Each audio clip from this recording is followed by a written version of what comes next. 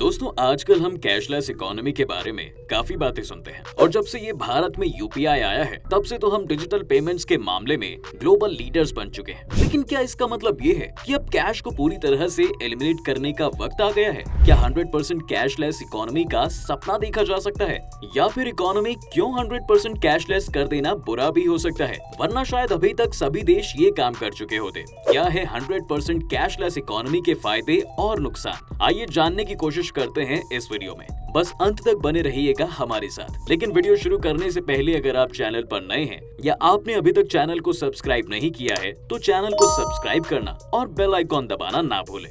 आज कई देश हैं जो एक कैशलेस मॉडल की तरफ मूव कर रहे हैं। स्वीडन वो पहला देश है जो कुछ ही सालों में 100% कैशलेस हो जाएगा और चीन भी इस रास्ते पर आगे बढ़ रहा है। एक तरह से देखा जाए तो ये एक काफी अच्छा कदम दिखाई पड़ता है और ये सरकार की सबसे बड़ी प्रॉब्लम को सॉल्व भी करता है, और वो है अंडरग्राउंड इकोनॉमी। अंडरग्राउंड इकोनॉमी उसे कहते हैं जिसका हिसाब सरकार के पास नहीं होता। अगर आप किसी दुकान पर जाएं और कुछ कैश में खरीदें तो वो दुकानदार पर डिपेंड करता है कि क्या वो इस ट्रांजैक्शन को डिक्लेयर करेगा। अगर वो डिक्लेयर नहीं करता तो उसे उस पर टैक्स भी नहीं भरना पड़ेगा। हर साल जीडीपी का 1 से 2% हिस्सा इसी तरह से दुनिया भर में अनडिक्लेयर्ड ही चला जाता है। न सिर्फ इससे टैक्स अवॉइडेंस में मदद मिलती है, लेकिन साथ ही साथ जीडीपी का सही एस्टिमेशन नहीं लग पाता, और ये डेटा कई तरह की पॉलिसीज बनाने के लिए बहुत जरूरी होता है। कैशलेस ट्रांजैक्शंस का सबसे बड़ा फायदा ये है कि वो सरकार को बहुत ज्यादा डेटा दे देती है जिससे कि वो बेहतर पॉलिसीज बना सकते हैं। कैशलेस इकोनॉमी का एक फायदा ये भी है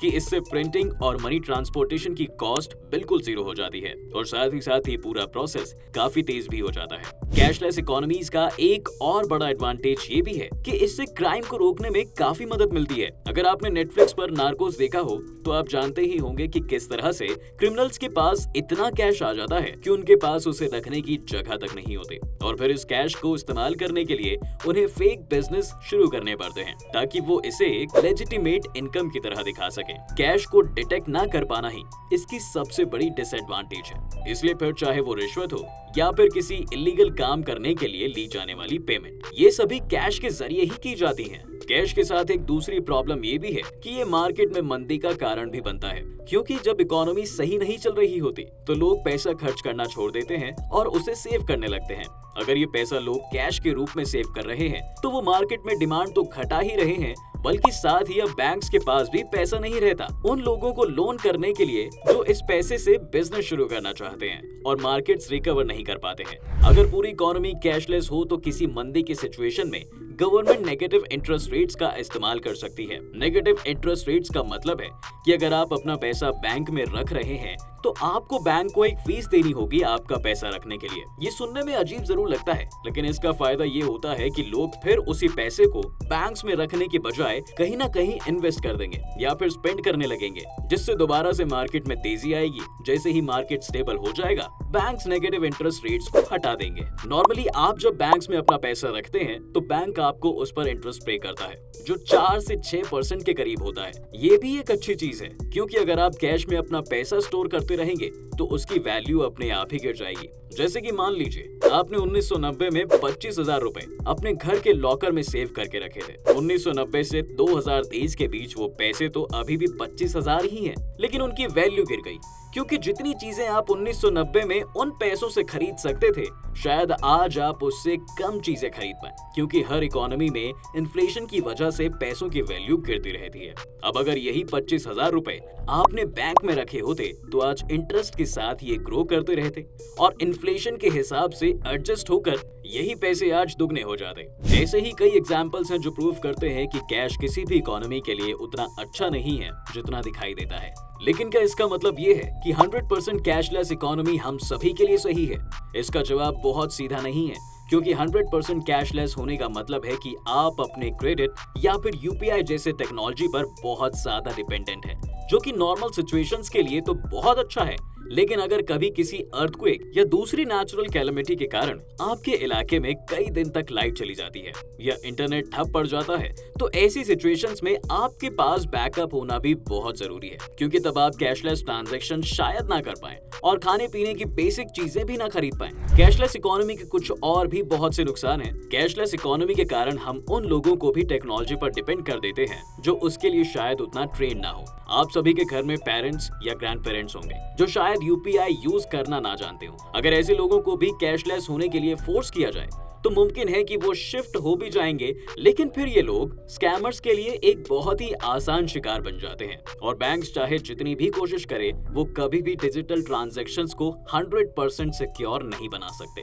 इसके अलावा एक नया ट्रेंड जो आजकल दुनिया में देखा जा रहा है वो ये है कि सरकार अब खुद की डिजिटल करेंसीज भी लॉन्च कर रही है। फिर चाहे वो अमेरिका हो, यूरोप हो या फिर भारत, सभी जगह पर डिजिटल करेंसी की बात चल रही है। और पिछले साल तो सरकार ने डिजिटल रुपी का पायलट प्रोजेक्ट भी लॉन्च कर दिया था। एक तरह से तो इस इनिशिएटिव को बहुत ही फ्यूचरिस्टिक कॉन्सेप्ट की तरह देखा जा रहा है, क्योंकि ये क्रिप्टो करेंसी की तरह ब्लॉकचेन पर बेस्ड है। बस इसका फायदा ये है कि क्रिप्टो करेंसीज की तरह अनस्टेबल नहीं है और इनकी वैल्यू रोज चेंज नहीं होती है, बल्कि वही रहती है जो एक फिजिकल रुपए की है। लेकिन इसी के साथ साथ ये सरकारों को खूब सारी पावर भी दे देता है। सोचिए, अगर आप एक डिक्टेटरशिप के अंडर रह रहे हो और आप कुछ ऐसा करते हैं जो आपकी सरकार को पसंद ना आए, अगर आप कैशलेस इकोनॉमी के अंडर रह रहे होंगे तो सरकार जब चाहे आपके अकाउंट को फ्रीज कर सकती है, जिसके बाद ना तो आप अपना पैसा एक्सेस कर पाएंगे और ना ही किसी और इंसान से पैसा उधार लेकर काम कर पाएंगे। इसी तरह से इनडायरेक्टली सरकार आपकी जिंदगी को कंट्रोल भी कर सकती है। ये तो वो सिनेरियो है जहां पर आप फिर भी कुछ गलत कर रहे थे, लेकिन कभी कभी ऐसा भी हो सकता है कि टेक्नोलॉजी के फेलियर के कारण